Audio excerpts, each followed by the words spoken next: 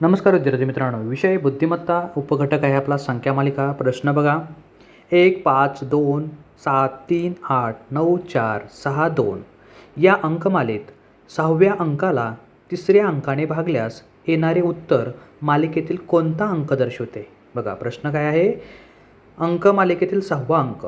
6वा अंक कोणता आहे बघा, 1 2 3 4 5 आणि 6 नंबरला कुठला आहे, 8 हा अंक आहे. आणि त्यानंतर काय विचारले, 3ऱ्या अंकाने भागल्यास. 3रा अंक कोणता आहे बघा, 1 आणि 1 2 3. 3 नंबरला अंक आहे 2. म्हणजेच काय, 6व्या अंकाला 3ऱ्या अंकाने भागल्यास मग 8 हे 6व्या नंबरला अंक आहे आणि 3 नंबरला 2 आहे.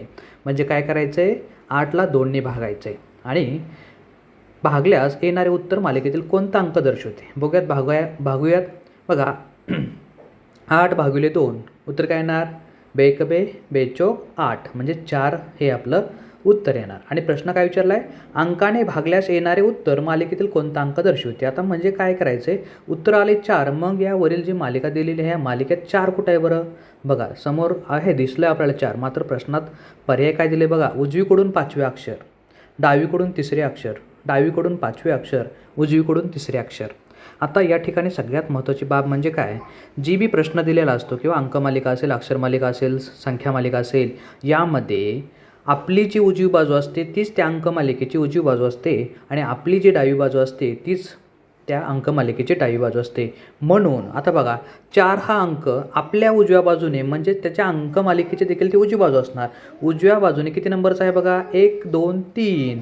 3 नंबरच्या बाजू 3रे अंक, ते 3रा अंक आहे. म्हणजे उजवीकडून 3रे, पर्याय क्रमांक 4 हे आपलं काय येणार, या ठिकाणी उत्तर येणार. कारण आपली जी उजवी बाजू असते तीच त्या अंकमालिकेची उजवी बाजू असणार आणि आपली जी डावी बाजू असेल तीच त्या अंकमालिकेची डावी बाजू असणार. बघा अशा प्रकारचा प्रश्न असतो आणि उजवी बाजू डावी बाजू यामध्ये आपली गफलत होऊ शकते.